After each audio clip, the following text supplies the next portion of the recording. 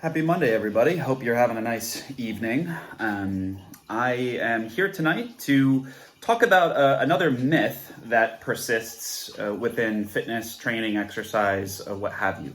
But what I would like to do is just preface this with a little bit of a disclaimer, and that is if I ever seem to be, talking shit about another principle or other ideas around training, or things that might be sort of more commonplace and popular, it is because I've learned the things that I'm talking about through my own mistakes and through a lens, honestly, of sort of self-reflection. So it may sound like I'm, handing down fitness lessons from a high horse, but in reality, it's things that I have done in the past. And if you've watched enough of my videos, you know that, and you know that I'm open with things that I've done that don't work. And I've been honest with all different kinds of things relative to this topic. And so I think having honesty around this really just opens the door for better communication and frankly, trust with people. Because I feel like fitness is one of those things where if you're a person in this quote unquote industry who's trying to work with people, there's such pressure for a coach or a trainer to be able to deliver overnight results, and for the trainer, himself or herself to look the part with the six-pack abs, the whole deal. And the problem with this, as is, most marketing, it's a lot of BS. Frankly, there is some truth to whatever, but for the most part, there's pressure, like there is for most things. And so a lot of times professionals will, submit to that pressure and straight up sort of lie to people to get clients, to make money. So I think these honest conversations are good to establish trust. For people who want to work with a coach such as myself or others. So yeah, with that out of the way, the myth I wanted to discuss this evening is just this idea of what makes a workout good, or what qualifies a workout. And I think for the general public, and frankly, a lot of other trainers and coaches, the two highest standards are: did I sweat a lot, and did I beat myself up? Okay, did I work out with such intensity that I'm on the floor, or that I'm panting and I'm just extremely exhausted, and I should probably wait 10 minutes before I even get in my car because I'm shaking from how amazing my workout was. My argument is that is a myth. That does not mean you had a good workout. It can actually mean the exact opposite. So while that myth persists, and it will continue to persist because it's the sexier thing to market, my belief is that sweating and exhaustion are side effects of a hard training session. And so not every session should result in those side effects, but when you do get those side effects, it's because of what was the intention of the training session, if you are doing something that is meant for you. So just to wrap that up again, the myth is that sweating and exhaustion / high intensity are the hallmarks of an effective training session, and I'm here to tell you that that's absolutely untrue. And for the most part, this can do damage, and it does not help people get to where they actually want to go. It's sort of a false metric of is what I'm doing helping me towards my goal. And like I said, I've been in that situation as a coach where I'm like, well, I better make sure that my client is sweating and that they get sore tomorrow.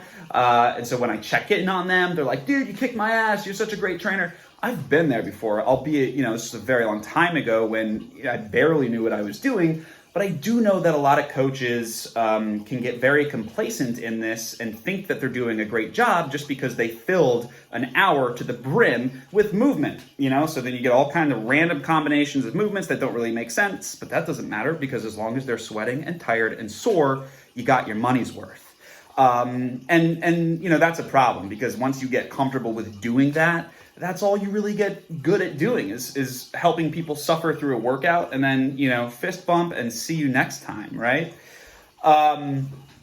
So my challenge to people going forward is to create a better standard of how you decide to do what you're doing with exercise, and to avoid the mistakes that I made as a younger trainer coming up in this. And also, for coaches, if you have a client, who says something like, I get bored all the time, or I get bored really easily, or I need to change things up all the time because, I get bored.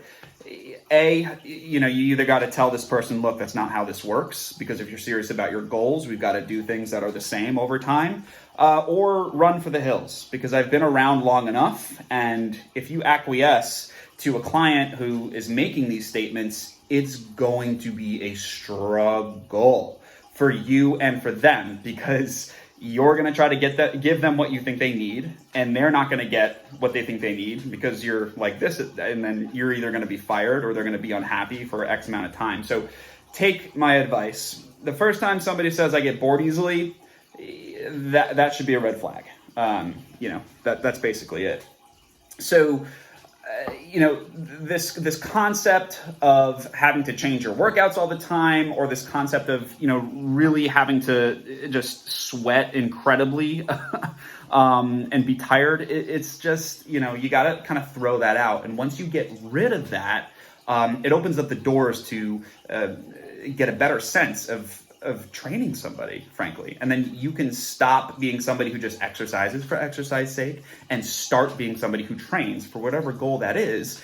And my favorite analogy for, doing the same workout over and over again is, well, if you were making orange juice and you had an orange, in this case, the orange is your training session, you would not just get a little bit of juice out of that orange and then toss it to the side. You want to get as much juice out of that orange as you possibly can. So why would you do a workout and then scrap it, never to see it again, simply because, well, we did that workout last week, I want to do something new? You want to squeeze the juice out of that workout. And so what I mean by that is, instead of worrying about the next best thing that's going to get you to sweat your ass off, worry about progressing that workout that you did last week. Squeeze as much juice out of that guy as you can. And then once you stop progressing with that workout, that's when it's time to change it up. So here's my challenge, just to lay it out sort of concretely. Let's say you worked out last week on Monday, Wednesday, and Friday. And then, perhaps you're sitting down and you're programming the rest of your workouts this week. Take those 3 workouts, Monday, Wednesday, Friday, do those exact same workouts again. The exact same, except look at the weights that you did. And for anything that's weight oriented, see if you can increase the weight just a teeny little bit this week from what you did last week. That's called a linear progression, just a fancy way of saying I'm doing better today than I did this time last week. That's all that means. If it is something that's not, load oriented, like, a side plank or something, if you did 30 seconds last week, do 35 seconds this week. The exact same workout. I don't care if the conditioning is, it's got to be the same, but you're going to pick one thing to do just marginally, just barely a little bit better, a teeny bit more load, maybe a couple reps more, maybe one additional round. It really depends. But resistance increases, that's king/queen. That's the best thing you can do to improve, is add more load. That's how we make the adaptation better. So take your workouts from last week, do them again. It's not going to be the end of the world. Nobody's going to cry because you repeated a workout. In fact, you should continue to do what I'm telling you to do until you get to a point where it's no longer possible for you to progress in the arena of the resistance part of it. And that's frankly where things get a little bit more fun, is when you have to find more creative ways to create progress once you're done just doing this very simple, let me add 5 pounds a week, because that can only work for so long. And trust me, it doesn't work for that long. So you got to get creative in how you accumulate some volume, accumulate more loading. And, frankly, that's what takes you from being a beginner to an intermediate and to actually getting the goals that you want. Because you can be a fitness addict and somebody who, wakes up and does an hour of intensive, weights, then they do a spin class, then they go on a 2-hour hike, and then they go for a walk, and then they do yoga. Dude, you can do all that you want, but frankly, your wheels are just spinning in the mud because you just change that shit up all the time. So your body's like, okay, here's another session where I'm just gonna sweat and be exhausted. and then that's it. And I get it. I've been there. I've trained people like that, and I have acquiesced to clients like that. And trust me, it never goes the way that you hope it's gonna go. So really, the challenge again, be progressive with what you're doing. You put time and energy into training, so make it more than just about how much you sweat. You are gonna sweat anyway, dude. So don't do it for the side effect.